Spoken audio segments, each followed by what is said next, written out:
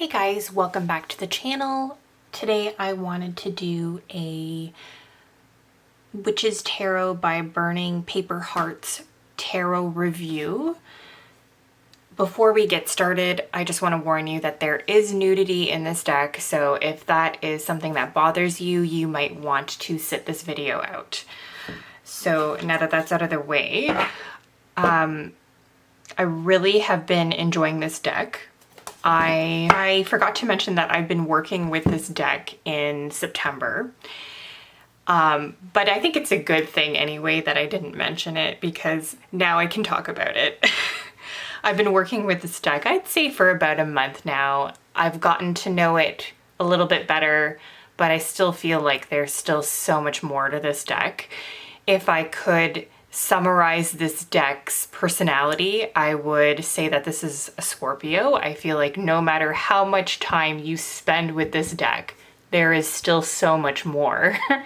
And I feel like that summarizes a lot of the Scorpios that I know personally. So I think that this deck is excellent for shadow work. This deck has a way of really tapping into your intuition, or I should say getting you to tap into your intuition. And it really gets you to stop and think about the imagery, the photography. I feel like this deck has very intentional nudity as well. I absolutely love the cup suit. I think that the creator of this deck, he has to be a water sign. I think that he might be a water sign just because of how he nailed the cup suit. So I do have a couple of cards here that I separated. They're my favorite cards so far in the deck, and I wanted to talk a little bit about them, but I think I'm gonna save that for a little bit later in this deck. So right now I just kind of want to unpack the deck, give you some information about the deck, as well as explain some of the imagery in some of my favorite cards. But like I said, I think I'm just going to save that for a little bit later in this video. I really enjoy how he portrayed the water suit.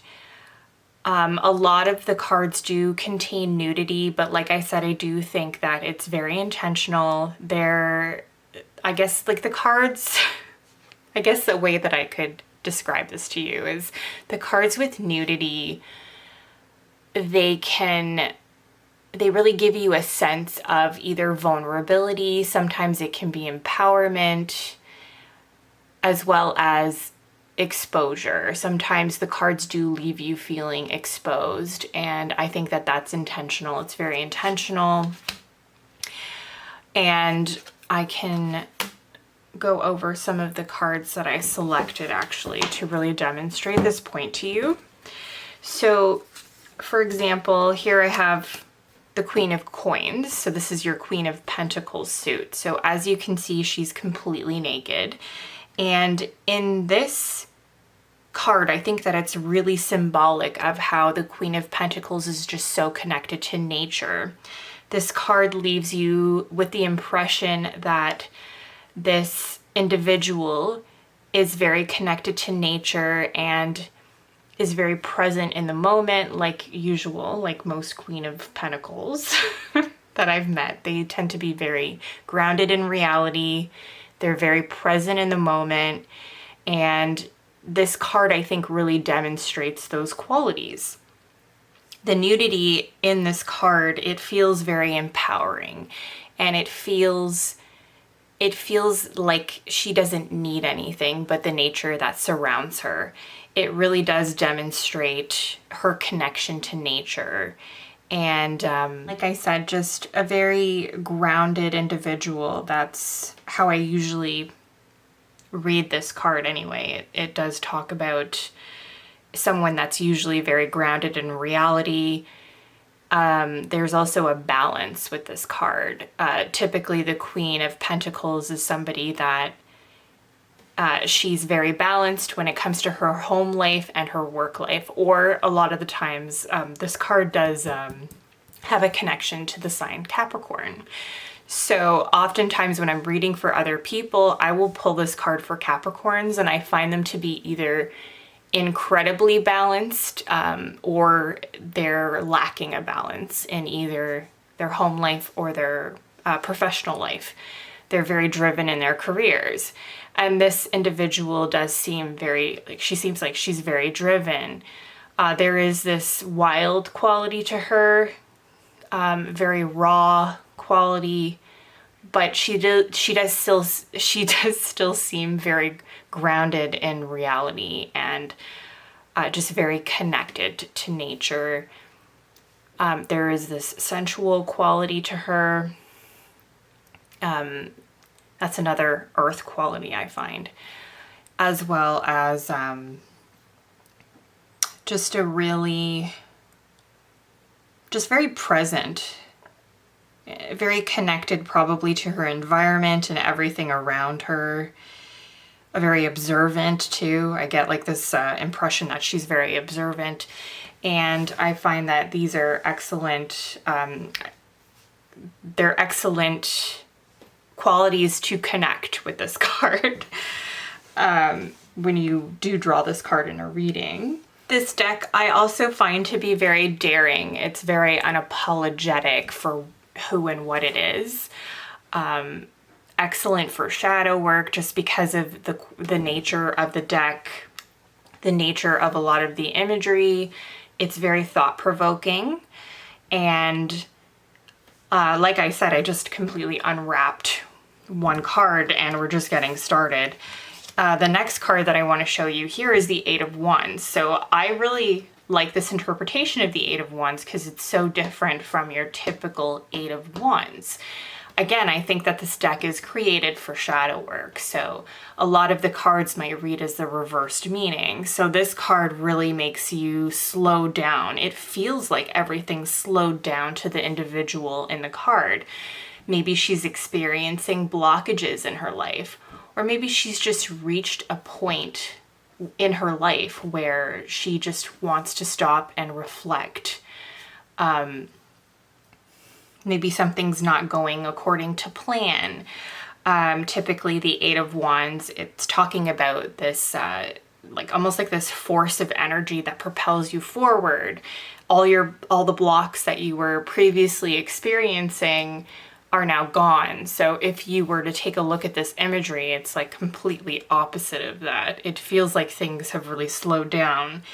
It feels like she's just taking a moment here. Maybe she's doing some self-reflection. So I feel like in this card, you're dealing with blockages. You're dealing with things that are unclear. There's like this fog or this mistiness. It's unclear, some of the imagery here. So I really do like how this deck really does get you to connect with the imagery. It really gets you thinking about the imagery and how it can relate to your personal circumstances, which is excellent for shadow work. So now we're getting into some of my favorite cards here. Actually, I really like this one. So this is the Eight of Coins, the Eight of Pentacles. Eight of Pentacles here, it feels like there's still work to be done.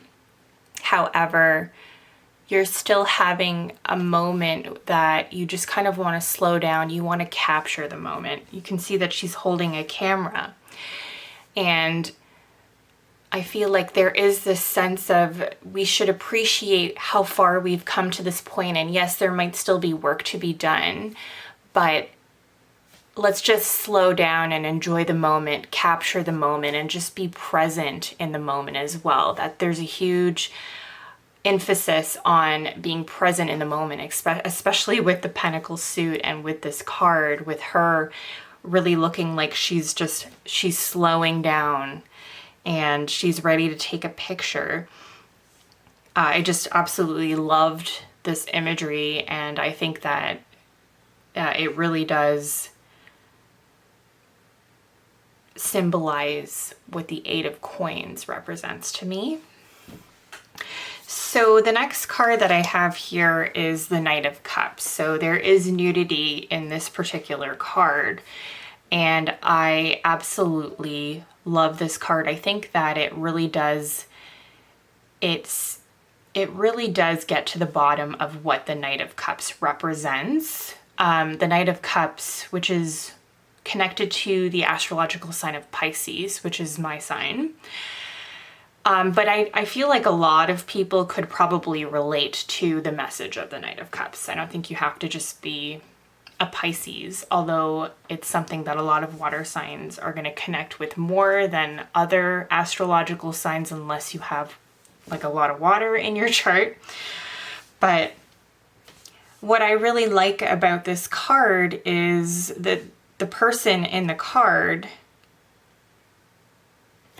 she is half exposed and it looks like she's ready to take her dress off. You can see her hand on her dress. And to me, it's really symbolic of how the Knight of Cups, or I could say Pisces or water sign, how we just, when we fall in love with something, it can be anything. It can be a person, it can be a situation. Just when we really are so moved by something, such as a moment, I'll just use that as an example, how we just completely surrender ourselves, especially in love, to other people. We're really exposing ourselves to somebody. There's an openness to us when we're ready to make that step, which I feel like that's the whole suit of cups, honestly. But the Knight of Cups particularly, there is this sense of exposure here and openness, so a willingness to surrender to somebody else or situation. Like I said, it can be anything. It's just really when we fall in love with something is what I'm trying to say. Even with her, grasping at her dress or her shirt, like she's about to take it off, it's almost like this full surrender. She's about to surrender herself to something. Emotionally, particularly, there is just this sense of vulnerability and exposure here that I really do think symbolizes the Knight of Cups very well. In the next card that I have here, I absolutely loved this card. The King of Cups is completely blurry. I think that it really demonstrates how King of Cups, anybody who, the King of Cups is connected to the sign of Scorpio.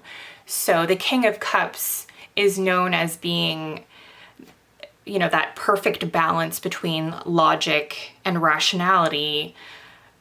King of Cups, typically, like Scorpios, they could be going through their whole lives could be falling apart, and you might not know. They're very selective about who they share certain things to, but they are just masters of their emotions. So, but the King of Cups also, when they love somebody, they're willing to go far and beyond for them.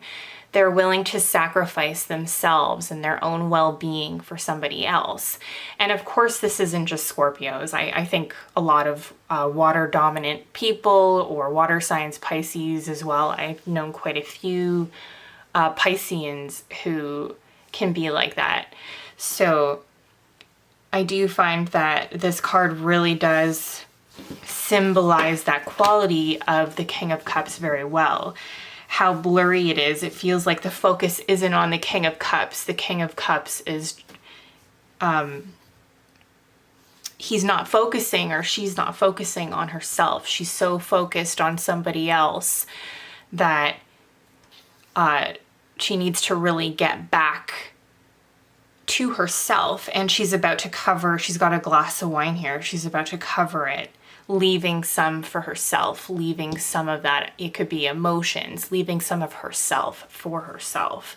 And I think that this is just a beautiful demonstration interpretation, I guess I should be saying. It's a beautiful interpretation of the King of Cups and that quality that a lot of them have. A lot of us have this quality to ourselves. Next, I have the Page of Cups here. I thought this was also a beautiful depiction of the Page of Cups. There's this rose-colored light in front of her face.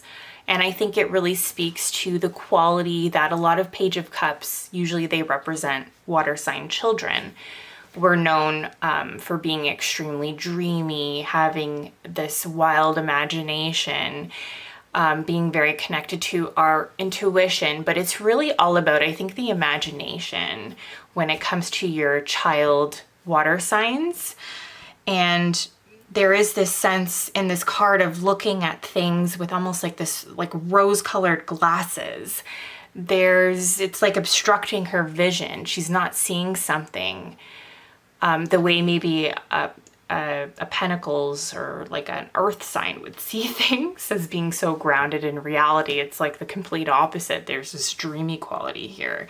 But there's also this sense of deep peace. There's even a dove, I'm pretty sure, flying in the background. So you could even interpret that as peace leaving a situation, but I don't want to go that far. But I do just love this interpretation of the Page of Cups. It just feels, and it's so simple if you think about it. I'm assuming he photoshopped this in, but it does just really get to the bottom of the Page of Cups energy.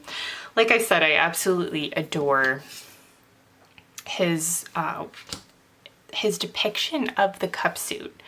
He has to be a water sign, I think, or maybe he's got a lot of water in his chart. The creator of this deck, I think for sure, might be a water sign because he just gets it. So the last card that I pulled out that I wanted to show you, I haven't pulled this card yet, but I think that this is an excellent interpretation of the Eight of Cups. It really does demonstrate the withdrawal that you can be experiencing when you pull this card. So this card is ruled by Pisces, and a lot of the Piscean cards, they talk about this, like there's elements of escapism, such as withdrawal, for example. It's like you get this real feeling of, I want to be anywhere else but where I am right now. Or almost like this sense of she's ready to leave, or she wants to leave, but she's not quite there yet. So cardstock, it's very elasticy. To be honest with you, I'm not a big fan of the cardstock.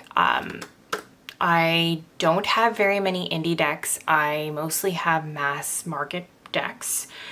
So I'm not claiming to be an expert on cardstock. I just want to let you know that it is very elasticy.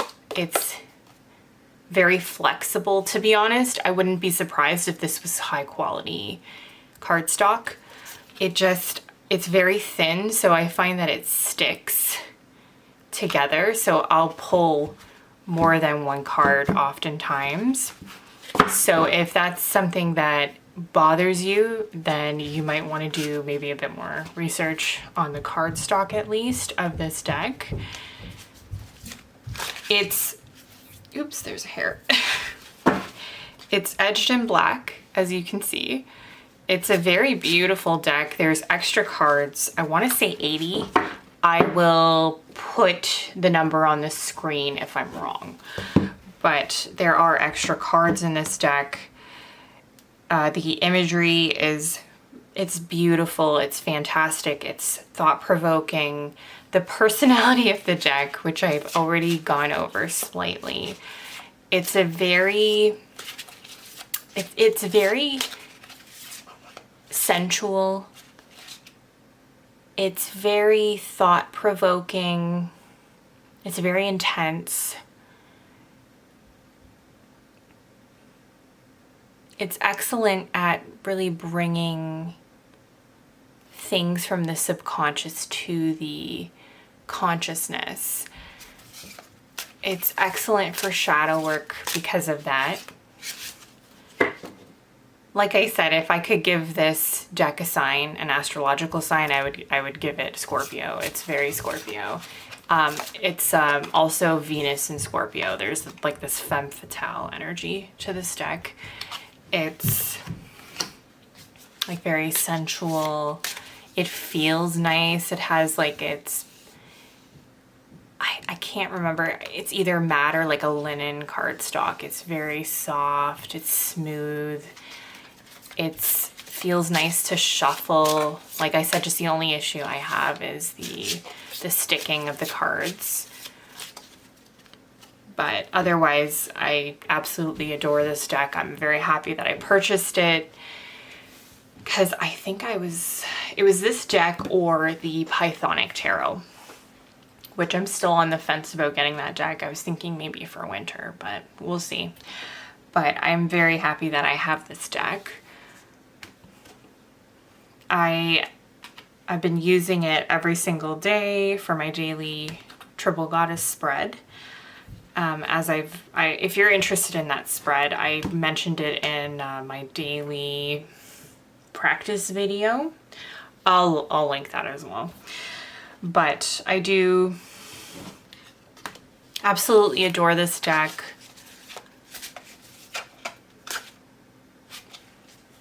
It comes in a very nice box. Typically I like to use bags for my decks, but I've kept the box. I think it has a magnetic enclosure. It keeps your cards very secure. It doesn't have one of those inserts that a lot of the tarot, like the mass-produced tarot decks boxes have. So it's like perfect for your cards. It's a perfect fit. The guidebook, it gives you a couple of keywords, so that could be an issue for some people. Like if you're just starting out for tarot, for example, if you're just starting out, you might want to reconsider getting this deck until you have a bit more experience, or you can use Ian Daniels' guidebook, Phantasmagoria. You can use a Tarot 101 book. I think I use the Holistic Tarot. I think that's still considered one of the best tarot books. It's maybe not one of the best, but I know it's a good tarot book. I used it. There's so many online resources now too. You can find so many different websites that talk about different tarot card meanings. There's YouTube channels dedicated to it. So there's tons of information out there. So if you are interested in purchasing this deck, you could always go that route if you're new. I think that this deck is excellent for the intuitive reader, for the journaler, somebody that really likes to take their time with their cards and really think about them and think about the imagery. This is definitely the deck for you. Like I said, this is a deck that I feel like I could have for years and years and years and still feel like there's more to this deck, that I don't know everything about it. So I think that this deck is worth the investment. It is an independently published deck, so it's available on Etsy. And it's a bit pricey, but I do think that it's worth it. Also, the creator of this deck just dropped a Kickstarter for an Oracle deck, and I'm pretty sure you can, if you purchase on Kickstarter his Oracle deck, I'm pretty sure that you can get a copy of this deck for a cheaper rate from what I could see. So that might be worth it for you if you're interested in his deck and you're looking for a shadow work deck as well as a shadow work oracle deck. It could be worth it for you. So maybe check out his Kickstarter. I can link it in the description box below, as well as this deck. That's my review for this deck. I hope you enjoyed it. I hope I got to all the points that I wanted to make. I feel like I'm so good with this stuff until I hit record, and then all of a sudden I'll forget like a bunch of major key points that I want to make. I don't know why I'm like this, but It is what it is. Thank you so much for watching. I'll see you in the next one. Bye.